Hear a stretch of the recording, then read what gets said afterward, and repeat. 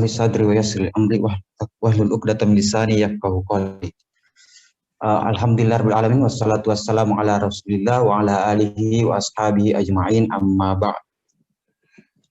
Keluarga besar Sanad Yahus Makassar, insyaallah dirahmati oleh Allah Subhanahu wa taala. Subuh kali ini kembali kita panjatkan puja dan puji syukur kehadirat Allah Subhanahu wa taala karena hingga saat ini Allah masih menjamkan ruhnya kepada kita dan masih memberikan kita nikmat berupa kesehatan, kesadaran dan kehausan akan ilmu pengetahuan. Selanjutnya tak lupa kita mengirimkan salawat beserta salam kepada junjungan kita Nabiullah Muhammad SAW, Nabi yang diutus sebagai penyampai risalah, pesan-pesan Tuhan kepada manusia, dan sekaligus sebagai sekaligus penyebar rahmat bagi seluruh alam. Terkait topik kita hari ini, yaitu penyebab hati menjadi tertutup. Mungkin ada yang bertanya, kenapa mesti kita bahas tentang persoalan hati lagi? Paling tidak ada beberapa alasan. Pertama, alasan tidak logisnya karena mendadak. Kemudian kedua, menyambung pembahasan sebelumnya yang telah diutarakan oleh para asatidz yang banyak berkaitan tentang hati. Dan selanjutnya alasan teologinya, yaitu tak lain dan tak bukan karena hati sangat berperan penting dalam segala aspek kehidupan kita. Nah, sebagaimana dalam sabda Rasulullah SAW dari Abu Hurairah, an Abi Hurairah radhiyallahu anhu qala Rasulullah sallallahu alaihi wasallam, innallaha la yanzuru ila suwarikum. Di riwayat lain dikatakan ila ajsadikum wa amwalikum. Sungguh Allah tidak melihat atau tidak menilai kalian itu berdasarkan bentuk rupa dan harta kalian. Walakin Allah yanzuru ila qulubikum wa amalikum. Tetapi Allah itu melihat atau menilai kalian berdasarkan hati dan perbuatan-perbuatan kalian. Menyambung dari pembahasan sebelumnya, yakni pembahasan mulai dari pertama kita membahas tentang konsep takwa, qanaah, syukur. Nah, segala yang telah dibahas sebelumnya itu erat kaitannya dengan sifat-sifat hati. Itu semua ada di dalam hati. Nah, terkait dengan hal ini, ketika hati itu tertutup, maka hal semua ini tidak akan nampak pada diri seorang muslim. Tidak akan nampak pada diri seorang muslim. Nah, masuk pada pembahasan hadis. Dalam sebuah hadis, Abi Hurairah radhiyallahu anhu berkata, qala Rasulullah sallallahu alaihi wasallam, innal mu'minina idza aznabat kanat nuqtatun sauda fi qalbihi. Sesungguhnya seorang mukmin itu apabila dia melakukan sebuah perbuatan dosa atau melakukan sebuah kesalahan atau maksiat, maka akan timbul titik hitam di dalam hatinya. Ya. Kemudian fa in taba wa naza'a wastaghfara, kemudian jika dia membersihkan diri atau menyadari dan meminta ampunan, maka hatinya itu menjadi bersih kembali. Nah, sukila qalbahu, bersih hatinya. Wa in zada zadat, jika dosa itu bertambah, maka bintik hitam itu pun akan bertambah dalam hatinya. Hatta ya'lu qalbahu hingga hatinya itu menjadi tertutupi, hitam gelap, pekat. Nah, ternyata hadis ini adalah merupakan salah satu penafsiran Nabi Sallallahu Alaihi Wasallam terhadap surah Al-Mutaffifin, kalau tidak salah ayat ke-14. Kalabal rona ala qulubihim makanu yaksibun, yaitu sekali-kali tidak hati mereka tertutup karena perbuatan maksiat mereka sendiri. Jadi dari seiring banyaknya perbuatan dosa itu akan membuat hati menjadi tertutup. Nah, ini digunakan Abul Hasan Al-Qari dalam kitabnya Marqatul Mafati itu menjelaskan bahwa mengibaratkan hadis ini seperti ini penjelasannya. Eh, Hati itu ibaratkan pakaian putih. Kemudian dosa itu bagaikan tinta hitam yang melekat pada kain putih itu. Nah, semakin banyak tinta yang melebur atau terpercik ke pakaian putih itu, maka itu akan menjadi semakin terang, semakin jelas bintik hitam itu. Ya, mungkin timbul pertanyaan, pertama, apakah hati itu bisa tertutup? Ya, hati bisa tertutup. Dan kenapa hati bisa tertutup? Dan hati yang bagaimana yang tertutup?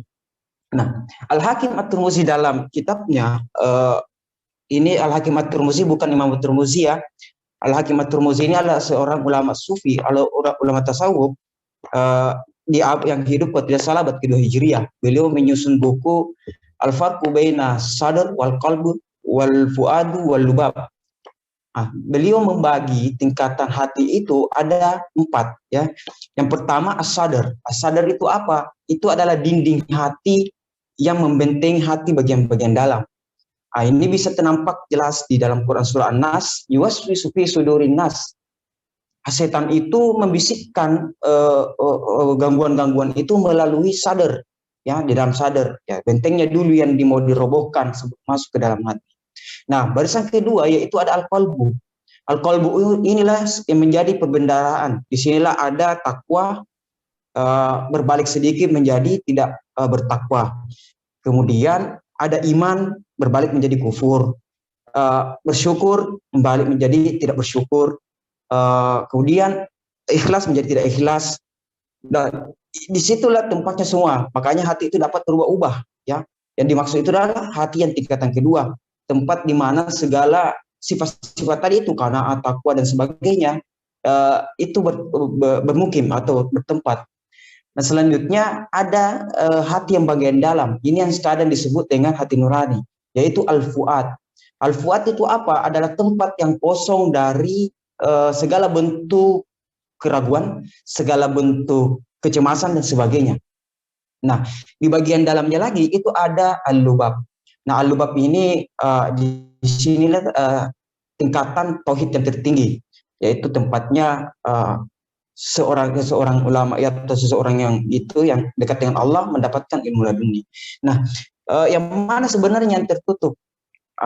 Menurut hemat pribadi bahwa yang tertutup di sini adalah al-fuad. Kenapa? Karena al-fuad itu adalah tempatnya ma'rifat.